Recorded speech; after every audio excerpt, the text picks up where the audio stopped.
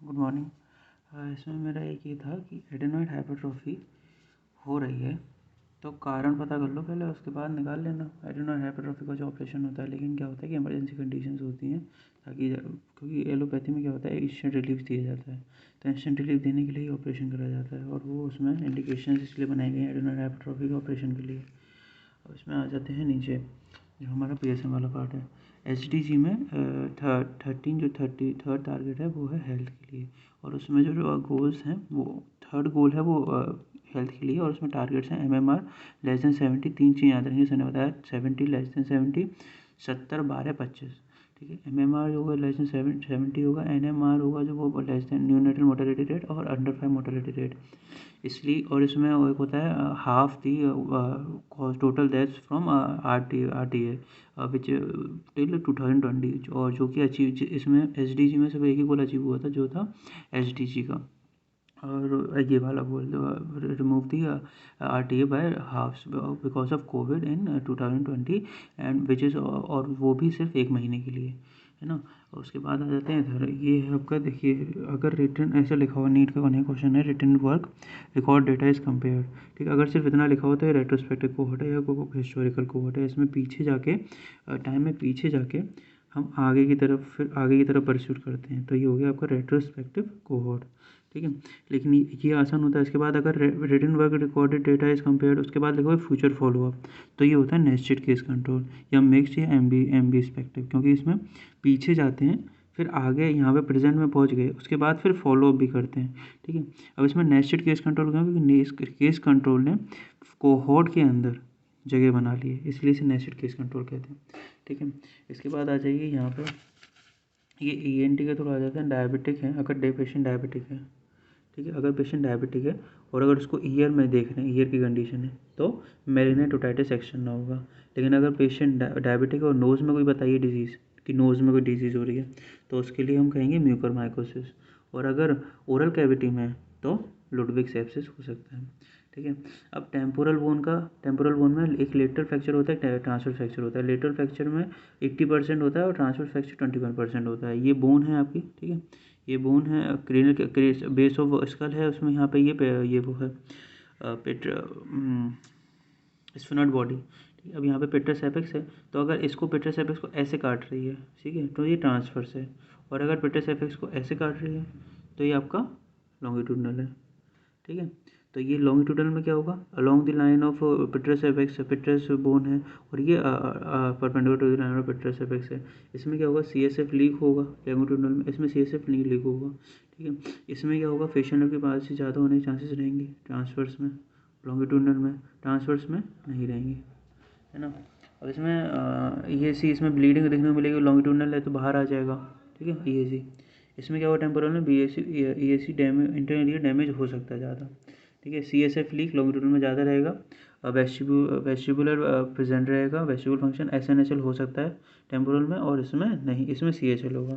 ठीक है, अब इसमें आ जाता है कॉम्प्लिकेशंस में। कॉम्प्लिकेशंस क्या है, कॉम्प्लिकेशंस में क्या कहना चाह रहा हूँ कि जो करते हैं हम, इसमें हो गया आपका जो टॉन्सिलेक्टमी वगैरह में, तो प्राइमरी हेमरेज होता है, प्राइमरी हेमरेज होता है विदिन 24 आवर्स, या रिएक्शनरी हेमरेज होता है। ठीक है, रिएक्शनरी हेमरेज क्या होगा तुम्हारा, कि जब तुरंत ही हो गया, लेस देन 24 आवर, जैसे तुमने ऑपरेशन के तहत, जैसे तुमने मारा एक वेसल को टाइप करा, उसके बाद तुम क्लोज नहीं कर पाया, उससे पहले ब्लीडिंग शुरू हो गई, तो वो क्लोज ही नहीं हो रही, इसका मतलब वो टाई जो होती खुल गई, नॉट जो होती है खुल गई। प्राइमरी हेमरेज में भी कंडीशन वही होता है। सेकेंडरी हेमरेज में होता है कि कुछ और, सेकेंडरी हेमरेज होता है कि तुम्हारा ये हो गया प्राइमरी हेमरेज रिएक्शन हेमरेज हो गया, 24 आवर्स के बाद होता है, तो सेकेंडरी हेमरेज कहते हैं। और क्या हो सकता है, वेसल इंजरी है, ठीक है, लाइगेशन की वजह से, स्लिपेज ऑफ लाइगेचर है, ठीक है, रीलाइगेट करोगे, इन्फेक्शन हो रहा है तो IV एंटीबायोटिक चलाओगे, अगर इनमें से कोई, मतलब ये पोस्ट ऑपरेटिव कॉम्प्लिकेशन है। हाइपरट्रॉफी ऑफ टर्मिनेट होता है, मलबेरी लैग म्यूकोसा दिखेगी इसमें। अब इसमें आता है कॉन्फाउंडिंग फैक्टर्स। क्या होते हैं कॉन्फाउंडिंग फैक्टर्स, होते हैं जैसे कि आप मान लीजिए कि अगर ऐसे मान लीजिए कि पहले अब वजह चलता है, जैसे किसी को पता चला कि टी पीते पीते उसको हार्ट अटैक आया, MI हुआ, वो मर गया, तो अब उससे पूछें यार टी तो ऐसा तो नहीं, वो टी नहीं और भी कुछ भी लेते होंगे, अब टी की वजह से तो नहीं होगा, लेकिन और क्या होगा, स्मोकिंग करते थे, अगर मान लीजिए स्मोकिंग की हिस्ट्री थी, ठीक है, तो अब स्मोकिंग MI का कॉज हो सकता है। अच्छा, अब और एक हो सकता है अल्कोहल भी लेते हो, ठीक है कोई, तो उसका क्या होगा कि अल्कोहल की वजह से भी एमआई हो सकता है। अब देखिए, अगर चाय ले रहा था वो, तो उसका मतलब क्या है कि if person is taking tea, then most probably reason he is also smoking along with the tea. So smoking is common in MI and tea, so this is confounding factor. And alcohol which is only causing the mi, this is a effect modifier only related to outcome, ठीक है। तो ये एक only example था, ठीक है, studies में। It is an outcome factor which is related to both exposure and outcome, unequally distributed होता है ये बिटवीन टू। और इसका बेस्ट वे टू रिमूव क्या होता है, रैंडमाइजेशन और या तो होता है मैचिंग, ठीक है। अब इसमें 2-3 ट्रायड्स आते हैं ईएनटी के अंदर। ईएनटी के अंदर ट्रायड्स क्या होते हैं, ब्लैब है, ट्रायड से पहले ब्लैब्स इनसाइड टिम्पैनी मेम्ब्रेन। तो इसमें चीफ कंप्लेन अगर हियरिंग लॉस की है तो सीरस ओटाइटिस मीडिया, लेकिन अगर चीफ कंप्लेन पेन की है तो मायरेंजाइटिस बुलोसा हो सकता है, ठीक है।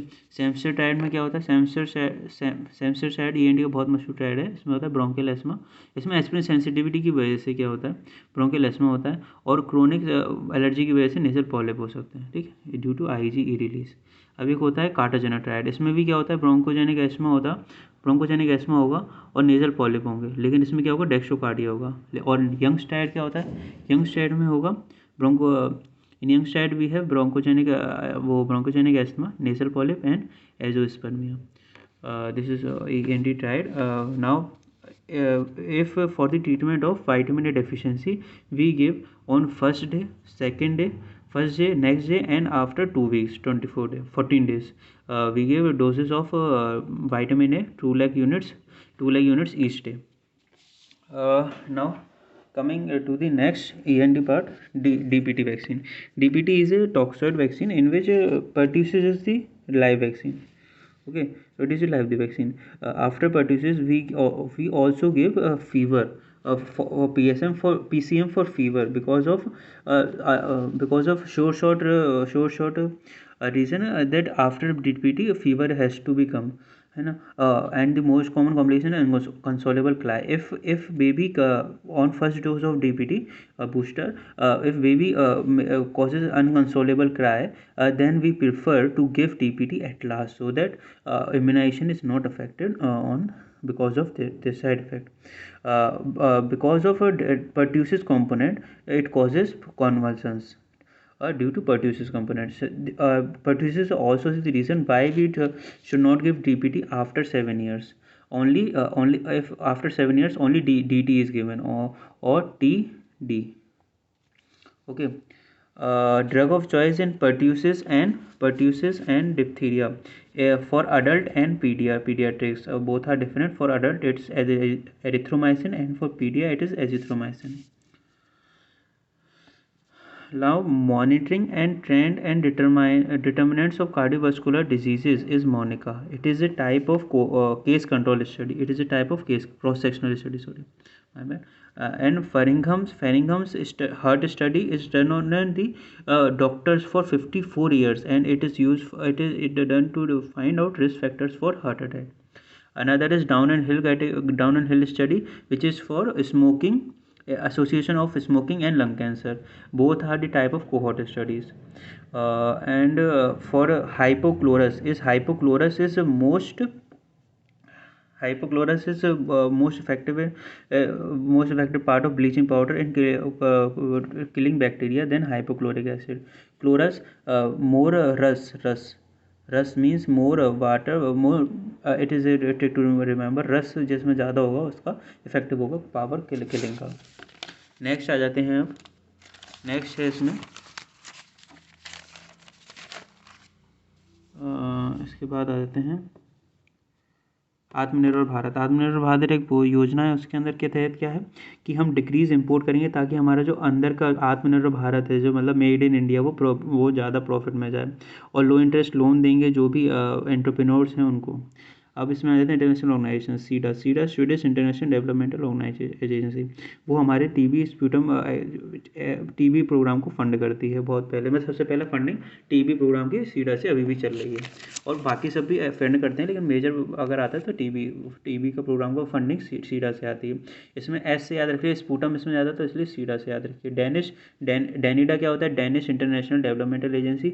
डी से याद रखिए नेत्र दान करते हैं ना आँख का, so that eye donation eye programme of India is funded by DANIDA. UNESCO funded our educational